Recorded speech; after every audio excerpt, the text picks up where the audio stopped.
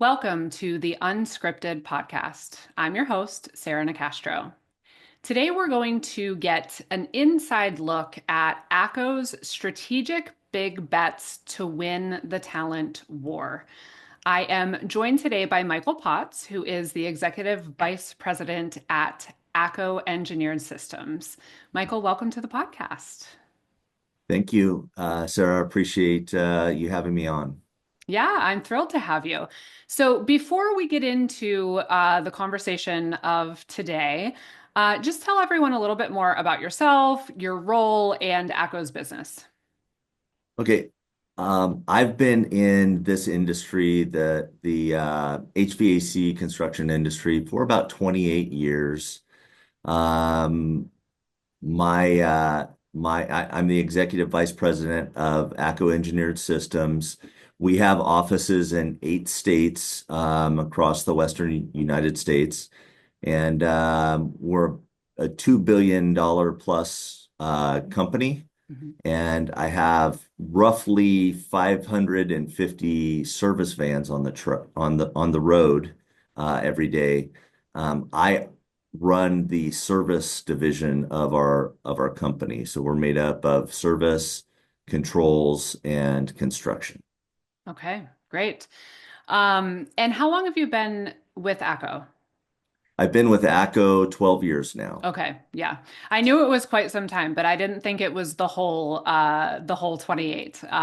Okay. No, no, and interesting thing. We have a lot of longevity at ACCO. I'm still Hmm. considered one of the new people after 12 years, and so that's a testament to our culture, I believe. Yeah, absolutely.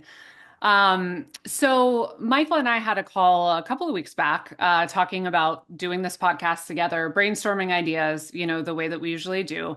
And we landed on this talent discussion because there were a lot of paths that kept taking us back to some of the opinions you have, some of the things about the approach that ACCO is taking around this, and that ties in with culture, leadership, a lot of different aspects. So we're going to talk through some of those during our conversation today. But to start, we're talking about some of these big bets, right? And so I think this is great. It's a great conversation to have because what I get frustrated by seeing is organizations and leaders who are not taking big enough bets when it comes to what's going on in the talent landscape. They're either just way too complacent in within the organization, or they're hoping that things are going to go back to the good old days, whatever it is. And so I really enjoyed talking about some of these more strategic opinions and these big bets that you're betting on to make progress in this area. So one of the first that you shared with me is you said you would rather run short of optimal efficiency than hire people are not a good fit for the business. So can you explain this a bit? Well, I believe that an employee company relationships, it's exactly that. It's a relationship. If we're accepting people into our organization that don't fit into the role and aren't going to excel in the position that we're trying to place them, they're going to fail. And as a leader in our organization, if people around me are failing, I take that personally, and I that's a reflection of myself. So I would rather run lean in our groups, whether it's our field teams, our sales teams, or our operations teams. And wait to find the right people that are going to fit those roles than to hire people just because we need bodies. Mhm. Whether it's a dispatcher or a regional vice president, it doesn't matter if you have the wrong person in the role. You're not going to get the efficiencies that you're striving for. Hmm. So, being patient, being selective. I will say prior to the pandemic, we were just trying to hire bodies Hmm. and get people in the door. And I feel like our business suffered a little bit because of that. Hmm. And then the pandemic hit, we had to lay a lot of people off. And it got me thinking about, we have to change our approach when it comes to recruiting and hiring people. Hmm. Now, that doesn't mean that um, let your business go backwards because you're being selective. That just means be patient. There's a lot of really good people out there that will fit your needs. It just you have to put in the work. You have to Yeah. put in the work to find the right people. That's what I was just going to say. The call for patience is spot on, but you're not just being patient and then waiting for the right people to come to you. You're being patient and you're being proactive in how you're changing your approach to get more of those right people to you, which we're going to talk more about. So it's both, right? It's being It patient, but it's also being open to, okay, how do we need to change? What do we need to change? How has the dynamics changed and how do we adjust? Right? correct. And ACCO, we're an employee-owned company. So I'm challenging everyone in our organization. We should all be recruiting Mm-hmm. every single day. It doesn't matter where you're at in the organization.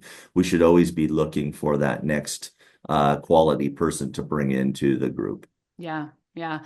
And when we think about the service part of this conversation, you were talking about this principle applies for you, whether you're talking about service or sales or operations. But I mean, really, not only service, but any role in any organization that would be customer facing, there's a real opportunity cost of just bringing in bodies, in terms of how that can affect the customer experience if they're not actually the right fit and they're not invested in, the brand and the experience you want to portray as an organization, right? So I think that's another side of it is, you know, I think sometimes because the talent landscape is very challenging today, there can almost be this air of desperation to your point of just bringing in bodies,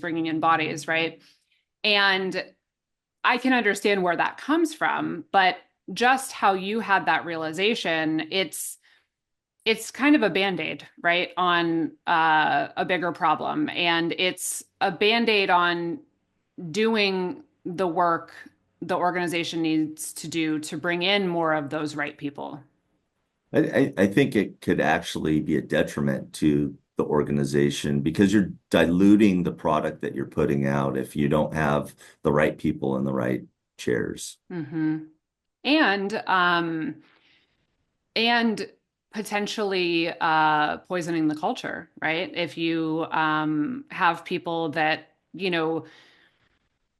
don't want to be there or don't care about the work they're doing, the people that you have that do care and do work hard, that's it's not a good addition to the overall morale and team feel to have those types of people filling in those spots.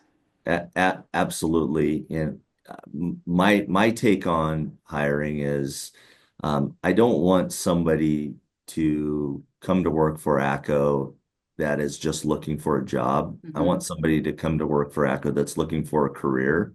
And then we can help build their career. Hmm. That's the focus that we're taking now, Hmm. and that's kind of a departure from where we were, 5 years ago. Yeah. So, when I asked you about some of the traits that you're looking for when you're looking for the right fit, you talked about work ethic, integrity, willingness to learn, and they all make sense. My question is, what have you found works in assessing those things when you are finding the right people? Because all of those traits make sense that you would want them, but I think they can also be hard to accurately assess, So what have you learned in, you know, the evaluation process of how you try and get a good feel for if someone does have these traits and will ultimately be an asset to the business? Well, I believe traditionally when we're interviewing people, we go through a list of questions, and HR provides the list of questions, and you have to check all the boxes. My approach to it, and I believe most of my leadership team's approach to it is, I would rather sit down with a candidate and have a conversation with them, and not necessarily go through a list of questions. One of the things that we've done is we're trying to do more. How would you phrase it? I guess committee type interviews. Hmm. So three or four ACCO leaders can get a better feel for an individual. And when we come out of those interviews, everyone has a different take on what they heard. Hmm. So that's been pretty successful. And having a safe place for sharing the opinions of what we learned in the interview is Hmm. is uh, is paramount to success. If other leaders aren't comfortable going against mine or another leader's opinion, then it's not a good solution to finding the right people. Hmm. So that comes back to culture. Um, my take is, if a person has work ethic, integrity, willing to learn, wanting growth in their career, we can teach all the technical side Hmm. of the business. Those are some of the things that are hard to teach. Hmm. And if I can find somebody with those traits, it's really easy to get them to progress in their career and be a successful employee at ACCO. Yeah. And even that piece in and of itself, right? It's an evolution. I mean, going back probably 10 years, you didn't have to do that. You probably could find people that had these traits and had some of the technical skill you already needed them to have, and you just put them in place. And I think that's where what I mentioned earlier is, you know, some companies are having a really hard time adapting to what this looks like today because they haven't figured out, okay, well, we just have to do more work. We have to try harder to find the right fit. And then we also have to do the work to train them up on, the technical aspects. But there's just, no way around it, right? So, but I think it is, you know, it's a good point that those things are more easily, the technical piece is more easily taught, and you can put a training program in place. You can put a apprenticeship or a mentorship in place to make sure that you feel those employees are getting to where they need to technically. It's a lot harder to instill some of these traits into people, right? So it makes sense why you would be seeking those over the experience or the technical aptitude. Absolutely. It's our customers' requirements are changing almost daily. Hmm. So it's not just the company needs different types of employees. The customers are demanding more of service companies. So the service companies have to demand something different of the employees. And technology, while it's wonderful and has helped us advance, it's also put more pressures on our employees that um, maybe are in the forefront of our management skill sets. Mm-hmm. So we have to understand that, with technology, our employees are behaving different because our customers are behaving different. So, the end result is the company has to behave differently. Mm-hmm. And that's kind of what we're going through right now is an evolution of how we're interacting with our employees based on what our customers' needs are. Mm-hmm. What would you say is the biggest or a couple of the biggest shifts in what the customers are expecting? In the HVAC service industry, rideshare apps are, that's everyone expects it now. Mm-hmm. Home delivery companies are setting expectations for individuals, which are translating into what customer needs are. So that's really driving our customer experience or Mm-hmm. customers' expectation of their experience, and then that relates back to what the employee's experience is. Mm-hmm. That's the kind of the genesis of the customers' changes. Mm-hmm. Yeah. Yeah, that makes sense.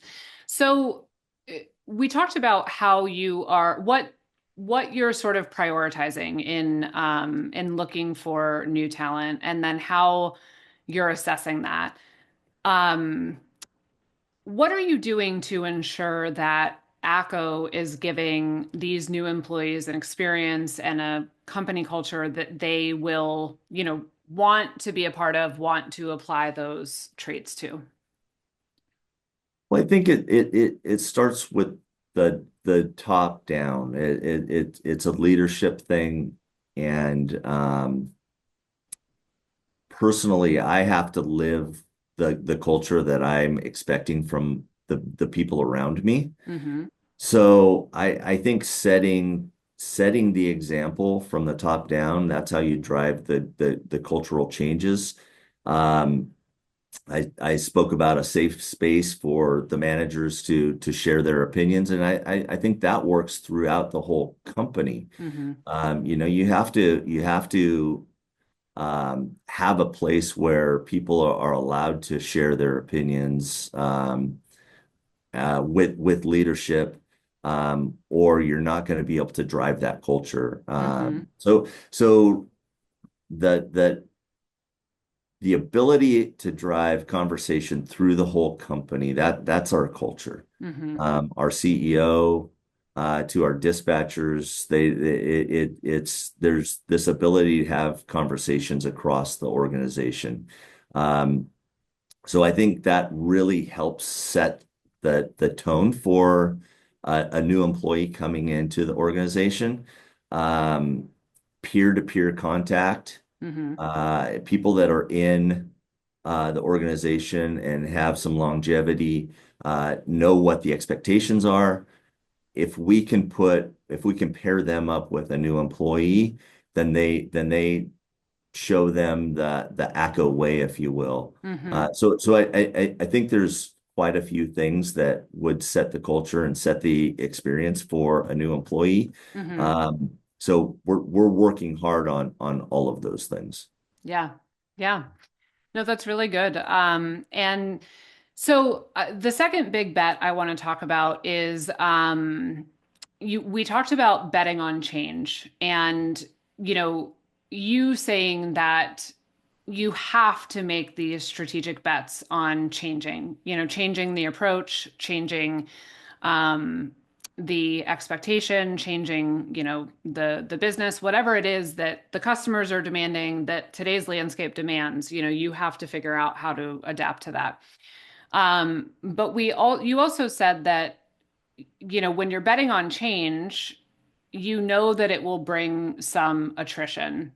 So in a talent landscape that is already challenging, why is it important for you to take that risk of changing things in a way that could lead to attrition? If we don't continue to change with our customers' needs, and we don't want to have change for change's sake. Sure. It's really driven by customer needs, and technology plays a role into it as well. Uh, but if we don't continue to get better and improve our processes and procedures and improve the customer's experience, then we're going to be left behind because our competition's doing the same thing every Hmm. single day. Um, as an employee, a lot of times people get set in their ways, and we've always done it that way. Why can't we continue to do it that way? Well, that's not going to get us to where we need to be. Hmm. So we have to continue to change. And sometimes that does lead to heartburn for long-term employees. And, my expectation was X, and now we're moving in Y direction.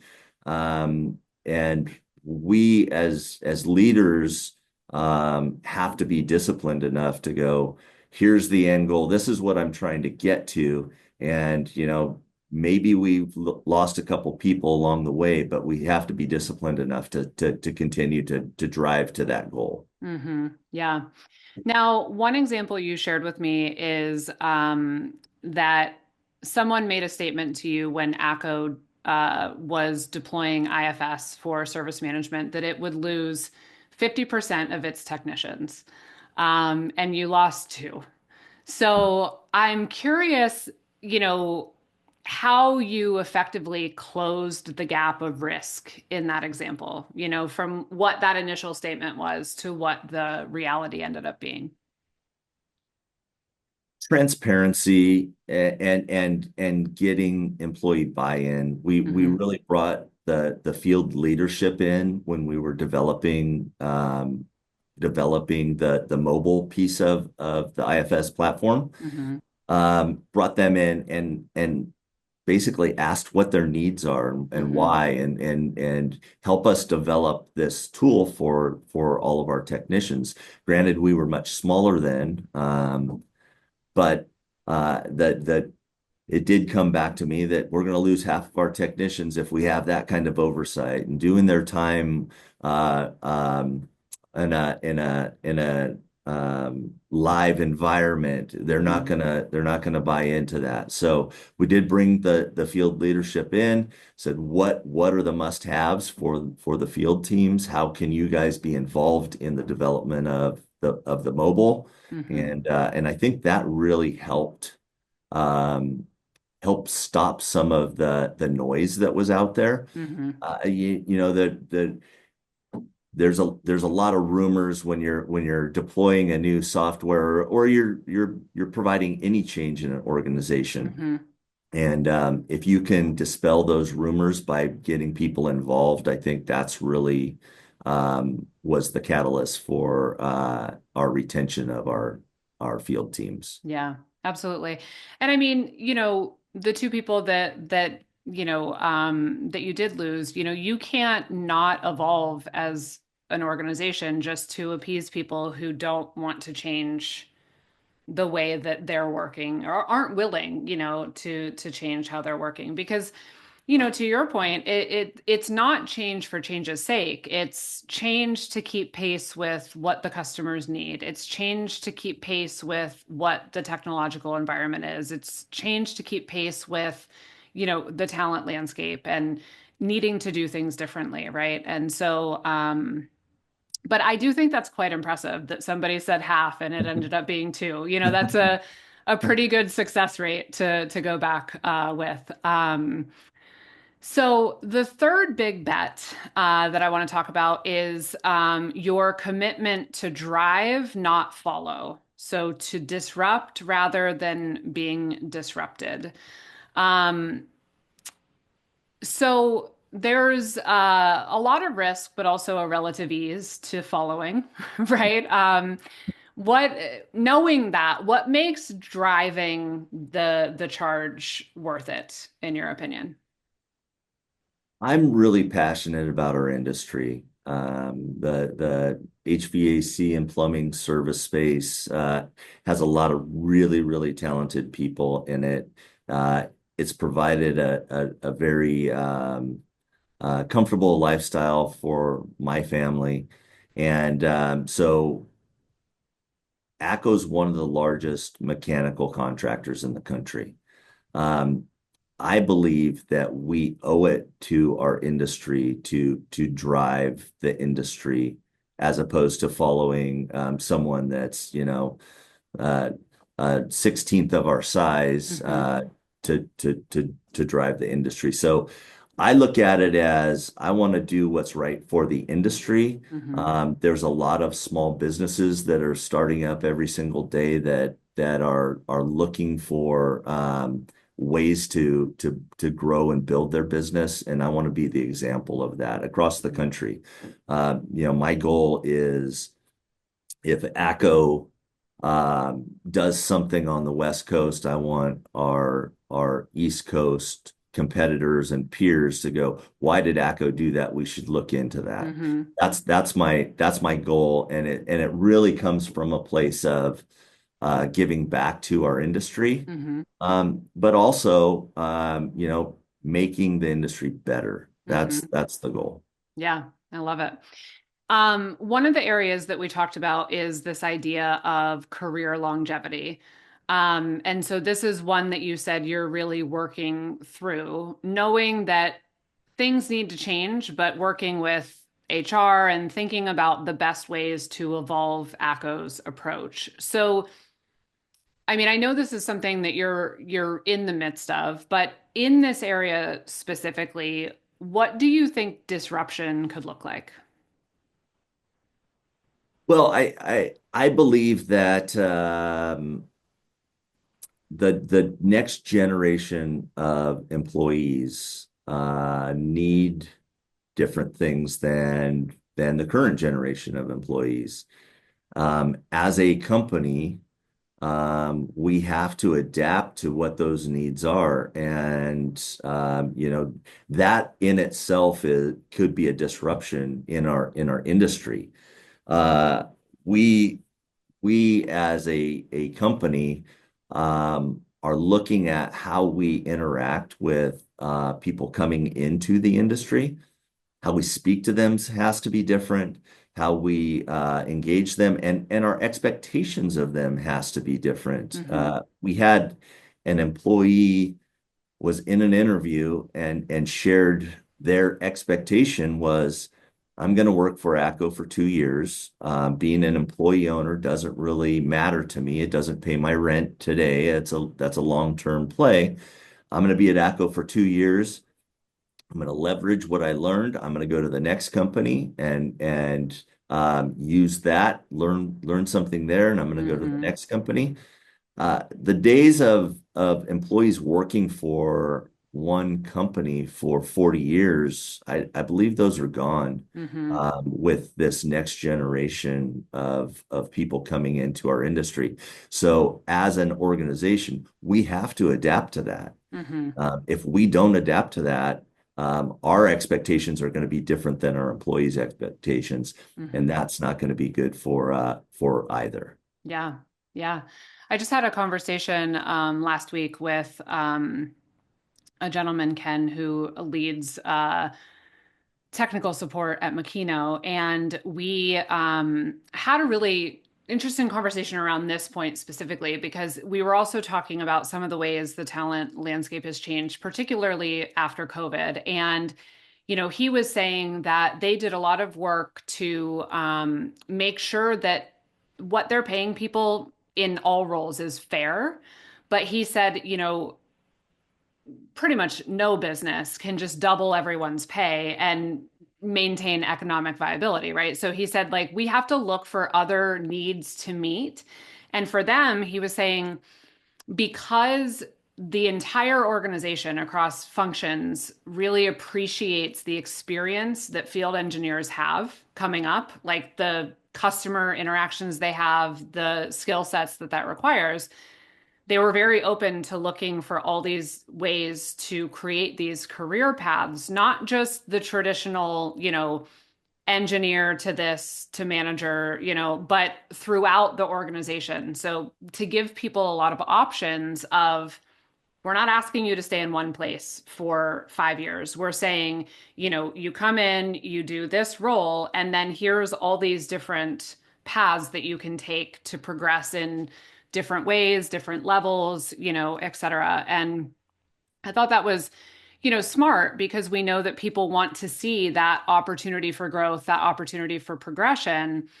But I also really liked how they came together as a business to appreciate how those field engineers can fill roles in, a variety of different functions, not just in the service silo, if you will.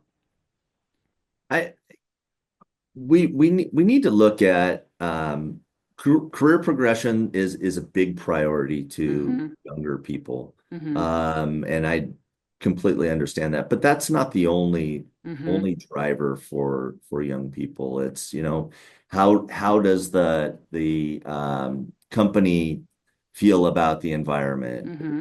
How do they feel about flex time, working from home, Hmm. vacations, those kind of things? There's a lot of factors that go into how we interact with this next generation of employees. And again, I think if we fall back on, well, we've always done it this Hmm. way, then we're going to be suffering Yeah. as an industry, not just as a company. So Yeah. we have to be mindful and open to new conversations. Absolutely. And that's such a great point. Be open to it. And also, keep in mind knowledge is power, right? Like you said, the biggest risk is that the employees want an experience that ACCO doesn't understand and isn't taking the time to get to know.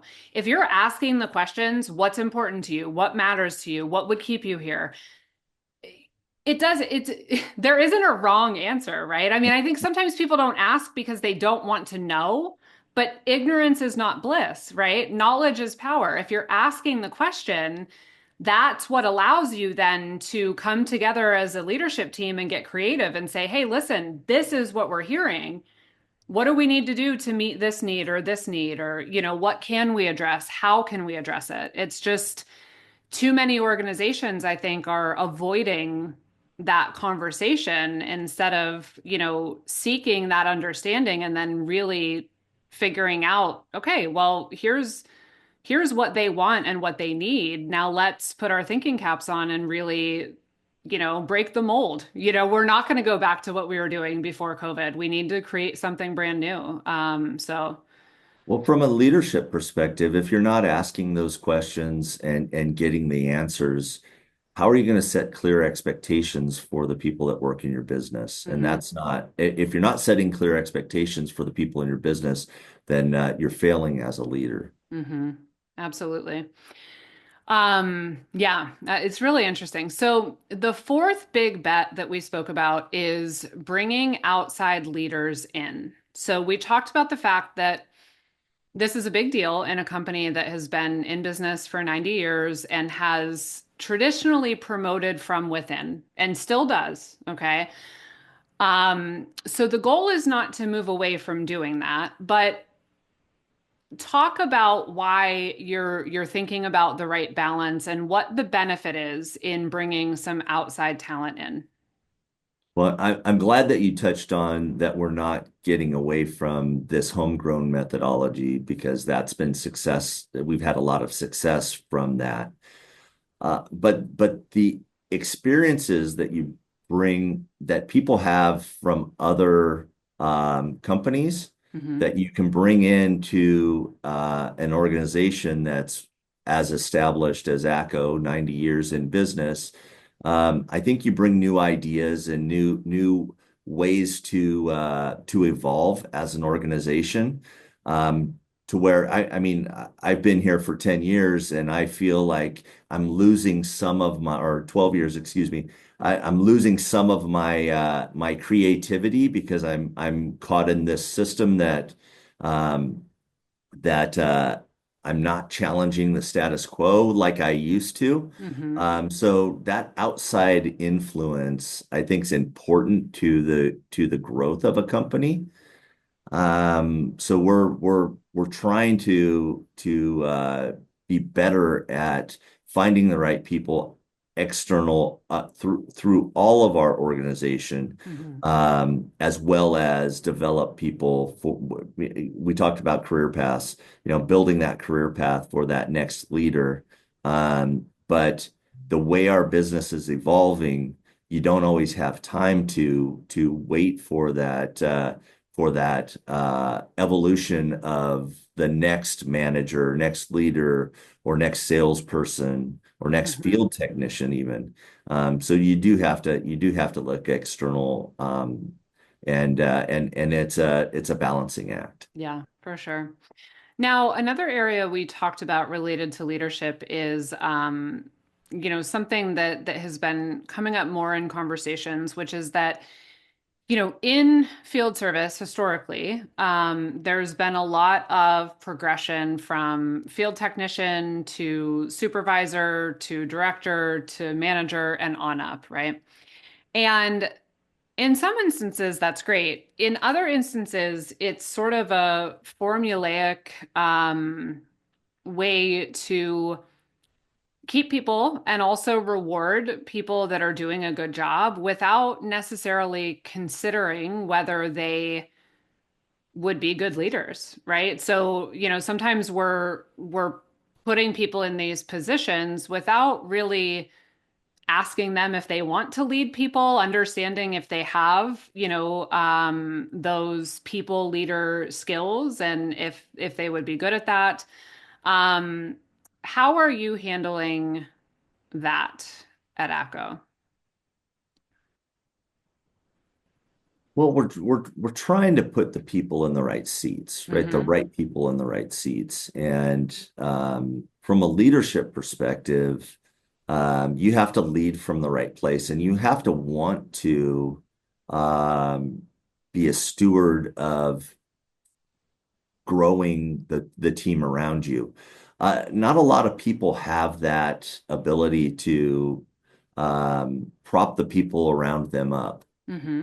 So just because in the past we said, okay, this is the career progression, here's where you're going to go, whether it's in the field or in the office, um, we have to make sure people are moving their career forward for the right reasons. Hmm.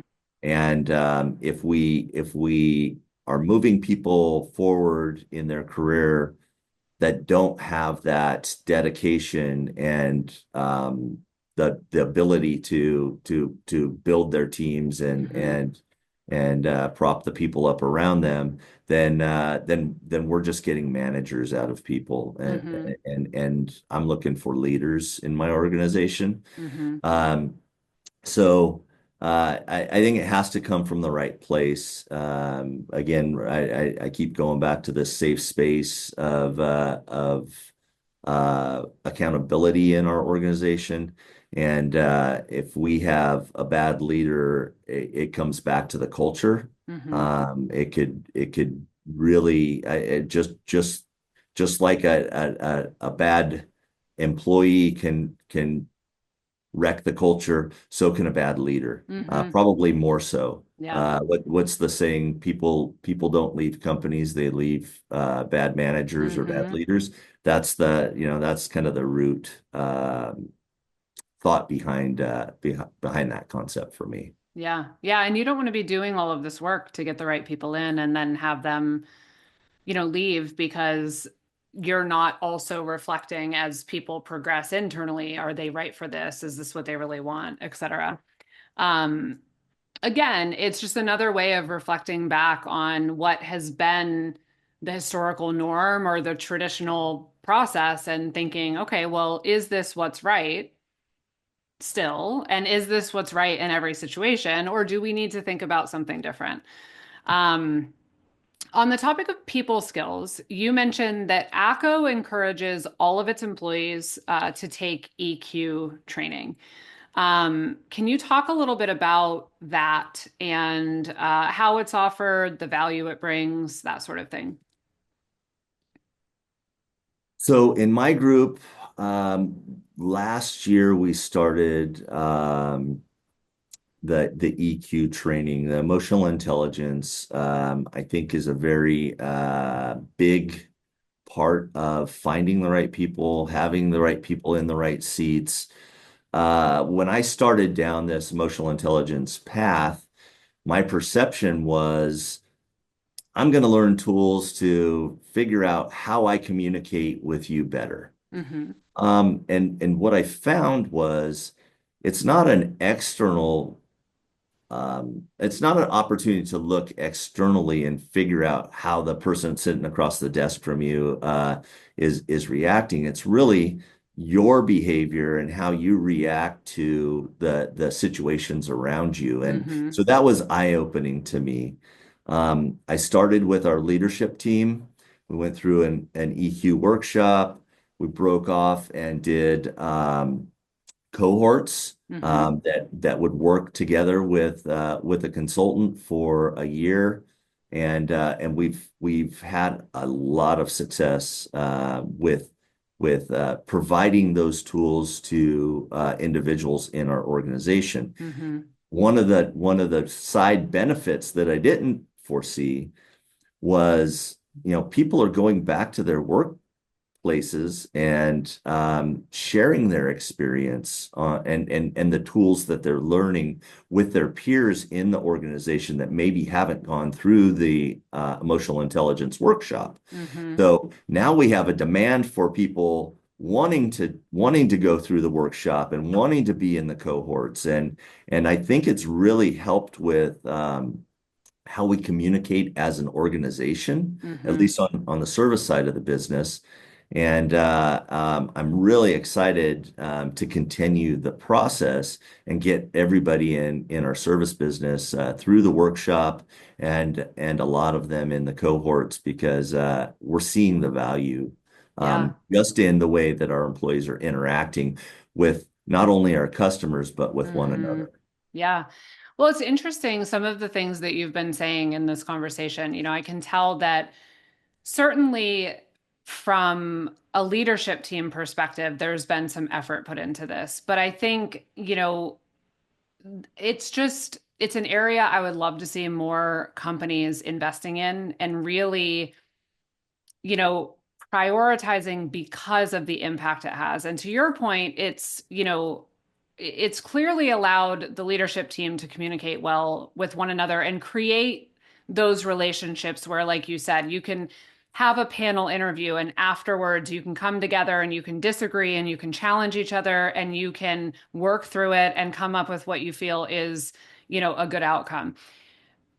Allowing employees to communicate better with one another, wonderful. Allowing employees to communicate better with your customers. And it's not only about communication, right? That's the other thing. I think, like, you're encouraging people to become more curious, right? Which helps people just understand others better and understand themselves better, have more tolerance for differences of opinion, all of these things. And, I think when we chatted, you also mentioned it's helping people in their personal lives too. Some of the people that have gone through this, they're finding themselves applying it, at home, and it's impacting them, even beyond the workplace and just as human beings, which I think is, again, coming back to, what do employees today want?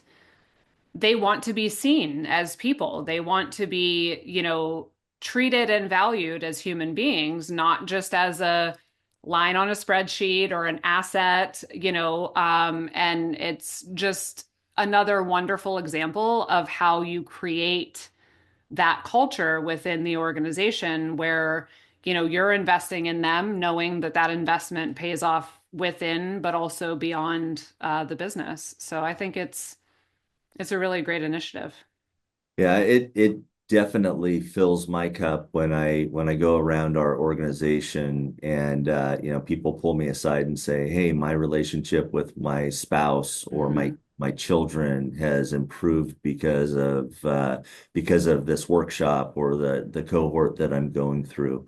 Those are the things that I think are are the most impactful Mm-hmm. for me personally. That's what drives me. So Mm-hmm. we're actually having our next EQ workshop next week, and our CEO is going to attend it with us. So it's a pretty it's starting to get some legs through our organization. Yeah.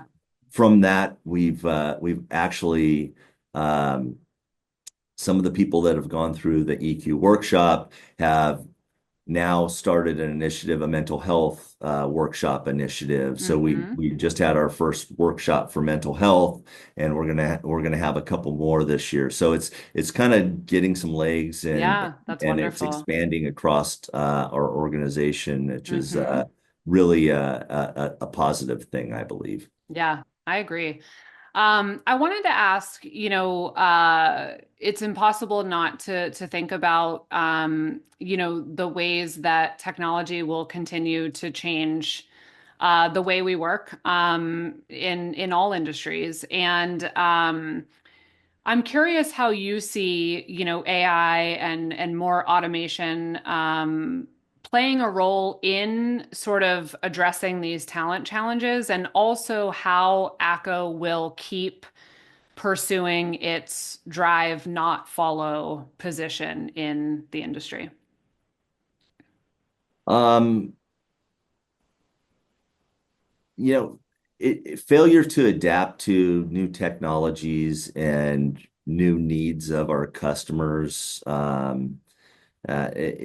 If you're not going to adapt to it, you're going to be left behind. Hmm. So my main focus is to be the leader in our industry. So Hmm. we have to research, we have to invest in the new technologies. But we also have to be mindful of what does that mean Hmm. for our employees. So again, like all of this, it's a balancing act of Hmm. do you go and try and automate every aspect of your business? Well, what we've found is, there's no substitute for having a person pick up the phone and Hmm. answer a question for a customer. Hmm. So, while we want to be more efficient, we still have to have that personal touch. Yeah. And we're at a very, very large service business, but I believe our customers in all of our markets feel like we're still, a mom and pop shop, and Hmm. that's what we're striving towards is that customer experience. Hmm. Um, while continuing to grow and automate and be more efficient. And it's just it's a tough balance, and we want to stay on the forefront, Hmm. partnering with companies like IFS and some of our other partners have helped us kind of stay ahead of the pack, I Hmm. believe. And that's where we see it going. Yeah. The other part about it is being strategic also, Hmm. and looking into the future and going, hey, where are we going to be in 5 years? AI is this big buzzword. I don't think anybody can tell us accurately where AI is going to be in 5 years. Hmm. So using that as kind of our barometer, we're trying to plan 5, 10 years out, but we Hmm. know that there's going to be some um, disruption or some pivots that we're going to have to make along the way. Yeah. We have to stay nimble enough to be able to pivot when we need to. Hmm. For sure. I was smiling to myself because it wasn't intentional that the EQ and the AI question were next to each other, but it does represent that balance, right? You want It to think does. about, great, where else do we need to automate? How else can we drive efficiency? But there's limits to that. And you're putting equal emphasis on, how do we empower our people? How do we invest in our people? How do we make sure that, you know, they get at least equal attention, right? And I think that's such an important reminder. Um, Michael, I have to say, I really appreciated today's conversation and our earlier conversation. when we were brainstorming for this, there was a number of ways in trying to understand your mindset and what we were going to talk about that I challenged you, and you took that just in stride. And I think, you said something earlier. You said, when you were talking about how the leadership team has created a safe space of accountability, that terminology in and of itself is so telling because in too many organizations, accountability can feel like conflict, especially when it's rooted in, okay, well, we have a disagreement. We sat on this panel, we interviewed this candidate. I didn't like them, you like them, to challenge each other in those ways, in all of those ways. And do so in a way that you would refer to as a safe space, I think is very telling of your approach and the company's approach and the effort that you've put into creating the culture that you have. And you said something to me during our prep call that I've quoted numerous times in the past couple weeks, which is you said, I see myself as a leader that is here to challenge the status quo. How could I possibly do that if I don't allow people to challenge me? And I just really, really liked that point. And I think there's all of these, I call them old school, that's not meant to represent age. It's just mentality wise. These old school leadership styles that are very authoritative, very focused on controlling things, very focused on being the smartest person in the room all the time and having all the answers. And it's, in my opinion, so outdated and also so at odds with winning the talent war, if you ask me. And I just really wanted to say, like, to talk to you and to hear your mindset and not only yours, but ACCO's, culture and what you're creating was just really, really refreshing. So I genuinely appreciated and enjoyed having these talks. Well, thank you for that. So in my opinion, the fact that you're utilizing that and having conversations with other people about what we spoke about, that's how I give back to the industry, and that's what I'm Hmm. trying to do as a company. So thank you for that. Yeah. Well, keep leading the charge, and hope to have you back at some point to talk about other things in the future. And thank you for being here. Wonderful. Thank you so much, Sarah, for having me on. I appreciate it. Absolutely. You can find more by visiting the home of the Unscripted podcast at futureoffieldservice.com. The podcast is published in partnership with IFS. You can learn more at ifs.com. And as always, thank you for listening.